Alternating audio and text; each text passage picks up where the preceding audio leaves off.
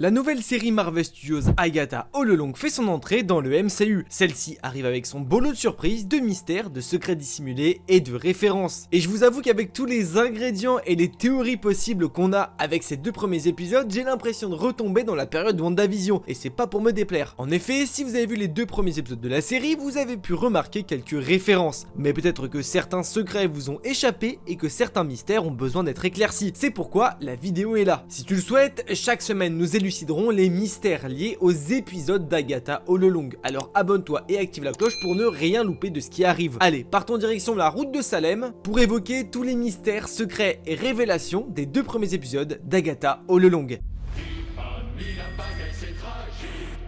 Une sorcière sans sabbat.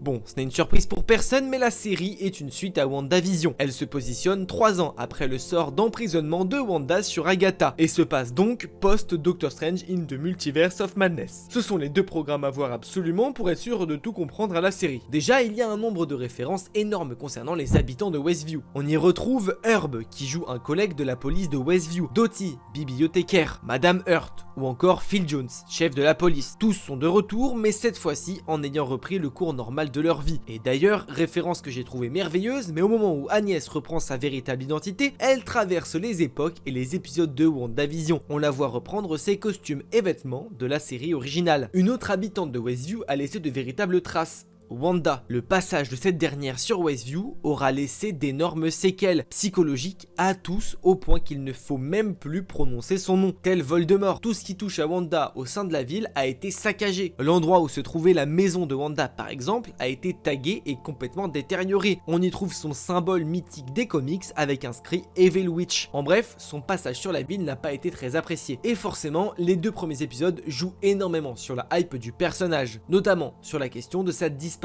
ou non. C'est d'ailleurs le premier mystère que l'on va voir dans cette série. Agnès, officière de police, se retrouve confrontée à un meurtre de haute voltige, et aussi mystique soit-il. On y retrouve un cadavre sur le sol au bord d'une rivière, des doigts noircis. Si au départ son identité reste un mystère, même si beaucoup se doutaient de qui il s'agit, au fur et à mesure des indices nous permettent de comprendre à qui nous avons vraiment affaire. Herb révèle à Agatha que la victime est morte d'un traumatisme contendant après avoir été écrasée par quelque chose de gros et de lourd. Il est révélé quelques minutes plus tard que la victime n'est pas morte ici, mais qu'elle est apparue comme par magie. Il s'agit ici bien évidemment d'une référence à Doctor Strange 2, lorsque la Scarlet Witch s'auto-détruit et embarque avec elle le Darkhold. Elle fut écrasée par le mont Wundagore et ce sont deux grosses pierres qui l'ont broyée. Ici la description correspond parfaitement à ce qui s'est passé. Après sa destruction, Wanda s'est dispersée. Elle est arrivée ici, en revanche pas en personne. C'est comme une illusion due à la connexion entre le Darkhold, Agatha et Wanda. Agatha a été bloquée dans Westview à cause d'un maléfice jeté par Wanda grâce à la magie du Darkhold. Une fois détruit, ce dernier bloque Agatha dans ce monde d'illusions. C'est pourquoi Agatha a cette brèche de vision en voyant une Wanda morte, signifiant que le Darkhold n'est plus là et que celle qui l'a enfermée également. Bon, et si certains avaient des doutes qu'il s'agissait de Wanda, les experts médico-légaux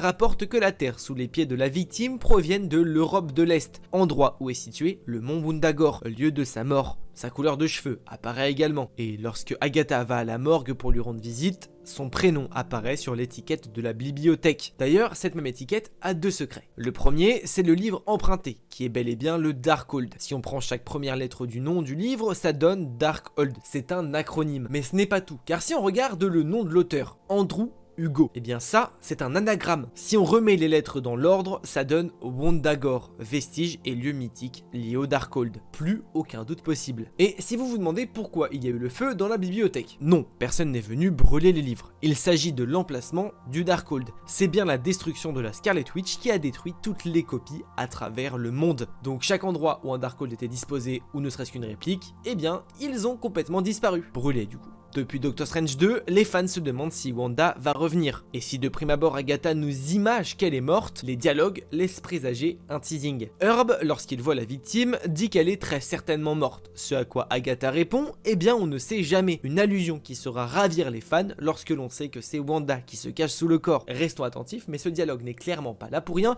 et il se peut qu'à la fin de la série, nous ayons une véritable révélation la concernant. N'oublions pas quand même que c'est une série sur Agatha. Fini Wanda, passons à cette dernière. Agatha a perdu ses pouvoirs, c'est Wanda qui lui en a privé après les avoir absorbés lors du final de WandaVision. Celle-ci se retrouve donc nue, c'est le cas de le dire, sans pouvoir et va devoir faire la célèbre route de Salem pour espérer les retrouver. Pour ça, elle monte une équipe de sorcières, toutes la connaissant de réputation. Car oui, n'oublions pas, mais Agatha n'a pas un très bon rapport avec les sorcières. Elle a usé du Darkhold, livre strictement interdit et mal vu par ses consoeurs, pour vider l'énergie et voler les pouvoirs de ses harpies comme elle les appelle. On fait la connaissance de toutes nouvelles sorcières, toutes très différentes les unes que les autres, mais la première qui va nous intéresser, c'est Rio Vidal. Elle est et a été l'amante d'Agatha. Et oui, c'est ce que signifie ce dialogue entre les deux, lorsqu'elle lui dit que son cœur noir lui appartient. De quoi en découvrir davantage sur sa vie passée. Et d'ailleurs, au moment où Lilia Calderu donne un petit papier listant toutes les sorcières que Agatha doit retrouver pour créer sa team. Sur cette feuille, il est indiqué tous les noms, mais il y en a une qui est désignée par un symbole, un cœur noir. Celle-ci fait bien sûr référence à Rio Vidal qui énonce ces mêmes propos dans la série en parlant d'Agatha. C'est donc elle qu'Agatha doit aller chercher, sauf que l'idée ne lui plaît pas trop, on ne peut pas dire qu'elles sont en bons termes. À la place, elle va chercher Madame Hurt. Et rappelez-vous, mais dans WandaVision, il y a ce cœur noir sur le calendrier, ce qui signifie à l'époque que Monsieur et Madame Hurt devaient venir manger chez Wanda et Vision. Le clin d'œil est donc très sympa, et celui-ci tu l'avais peut-être loupé.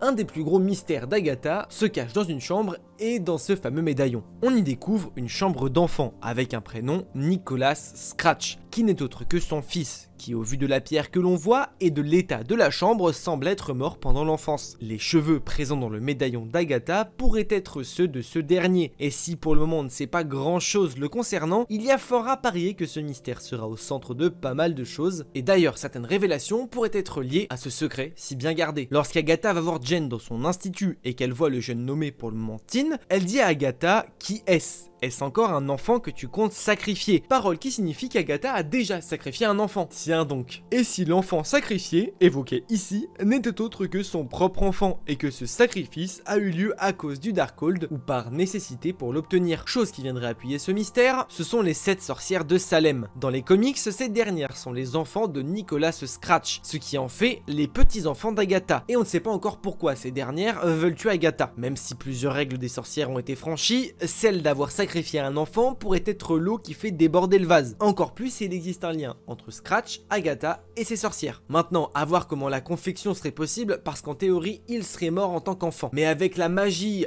et le Darkhold, un schmilblick mystique pourrait en être la raison. D'ailleurs, on retrouve le célèbre Monsieur Scratchy, le lapin qui a permis tant de théories dans WandaVision. Il se pourrait que nous ayons enfin des révélations le concernant. Au vu de la statue lapin dans la chambre et sur la table de nuit, et son nom, celui-ci devrait être le lapin de compagnie de son fils. Ou peut-être même que le sacrifice qu'Agatha a dû faire a finalement transformé son fils en lapin. Bon, et terminons cette vidéo avec ce dernier mystère, ce garçon. Son nom n'est jamais prononcé, on ne connaît pas son histoire et on ne connaît pas son identité. À chaque fois que ce dernier a tenté de parler de sa vie, il a été censuré sans qu'il ne s'en rende compte. Fort à parier que son identité sera l'une des révélations dans les prochains épisodes. Mais selon moi, il s'agit de Billy, fils de Wanda. Il dit vouloir trouver Agatha pour qu'elle lui indique la route de Salem. Si elle a besoin d'y aller, c'est pour retrouver ses pouvoirs, car une fois au bout de la route, n'importe quel souhait pourrait lui être exaucé. Il dit que lui, c'est également pour cette raison qu'il veut y aller, pouvoir obtenir de puissantes facultés, étant fan de sorcières, mais son but pourrait être masqué et être tout autre, lié à du personnel. Si dans Multiverse of Madness, la quête de Wanda est de retrouver ses enfants, dans Agatha All Along, celle-ci pourrait être inversée et c'est Billy, son fils, qui pourrait être en quête de retrouver sa mère et de la ressusciter en quelque sorte. Maintenant, quant à savoir pourquoi il est là et surtout comment, c'est assez flou. Ce sera très certainement une réponse que nous trouverons dans les prochains épisodes et que nous évoquerons dans de futures vidéos. Mais le M qui se crée sur sa bouche et la mise en silence quand il parle de ses proches pourrait être une indication concernant ce mystère. Et j'ai bien l'impression qu'avec Agatha All Along, les Mephisto is here pourraient reprendre de plus belle. Et vous savez quoi ?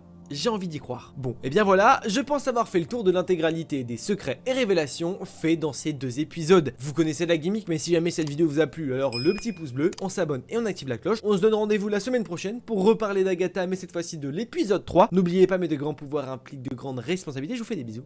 Ciao!